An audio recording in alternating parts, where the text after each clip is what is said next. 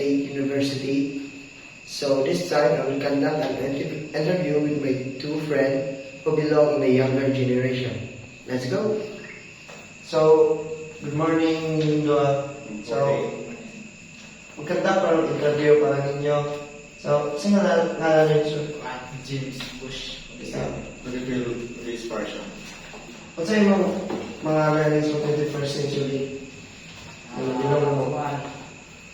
Daghan mo kung nakatunan doon sa karon kay sa elementary days na ako kay wala ko ako'y mga kanang technology, wala kong dukoy kanang kuan. So, pag nakalitan ko karon kay kuan, kalit ra magkuan, daghan ang technology day karon.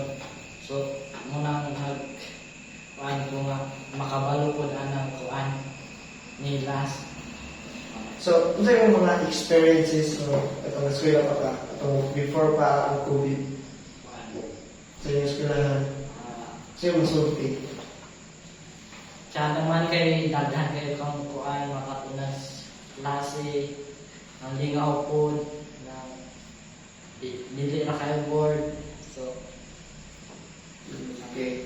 So, Denifred, karon mo eskwela ka sa high school, sa foundation, college, you belong ka sa younger generation sa 21st century. Sa imong mga learnings sa 21st generation. As of today, makasulti ko nga, we are on an advanced mode because with the information we are getting from the internet, it really helps us to have more information for us to adopt and for us to promote and give this idea for us to have a better society. And this really helps us in terms of education because we are now learning on the stuff that we get from the internet, and it is very effective and very helpful because it is fast and easy to access. So, sa imong mga experiences mga eskwela ka college foundation? It is really hard today because pandemic, but with the help of this technology, we are now in a step of having online class, which is also a good way to continue learning and continue education because education can really not wait, but we need to continue. So, let's proceed to the next question. In today's generation, we are driven by exploration, creativity, and as 21st century skills. For you, how can this prepare us to enter workplace and higher education? Based on anything that I have experienced, for example, the current situation, there is a lot of opportunities, for example, in terms of technology, in terms of creating business. Today, there is the much more broader way on how we can give ourselves. So, for this, it is really this creativity, this exploration can really give a factor for us to achieve our goal in the future because the much more mas daghan na opportunity, mas daghan tang daghang opportunity, mas daghan ang makatrabaho, and this is one of the biggest advantage in this century, John. Very good. So, let's proceed to the next question.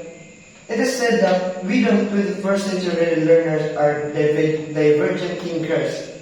How do we develop divergent thinking for you? For me, so divergent thinking is the way how we deal things in different ways. So, for example, kanang math major ko karon, and for example, sa math, we have a lot of problems, but every problem is not only consist and cannot be only solved by one solution. It has a lot of solutions. So for us to develop this, for us to have how we can develop this divergent thinking is for us to have an open-minded and for us to be open in all possibilities that everything and not everything can be solved in one solution, but it has a lot of things that we need to consider. Okay, thank you to the both of you. Good luck to your journey and God bless. Stay safe. At this moment, I will interview my aunt of her experiences during her early education. Let's go! So, let's begin our interview. So, first question is, if you can still remember your early education, can you recall and share some ways of learning based on your experiences? Okay, well, even it was 35 years ago, I can still remember my early education, for experience cannot be forgotten. As the saying goes, experience is the best teacher. I can recall, and I want to share it with you, that during our time, our early education, I think was the best time. That during our time, we cannot go out if we cannot finish our work. We study our lesson every now and then, for we don't want to be left behind. We enter the room ready for, if you cannot answer the teacher's question, you cannot sit down. But those punishment, or teachers before will give punishment, but those punishment made us more responsible, made us focus on the things we want to achieve. Those were some of the experiences that made us what we are today, or made me what I am today. Okay, so next question is, it is true that learning in your early generation is totally a passive recipients of information only? I don't think so, because for what we've learned or what information we've got, we engaged, we shared, then we applied. That's all. Thank you. Thank you.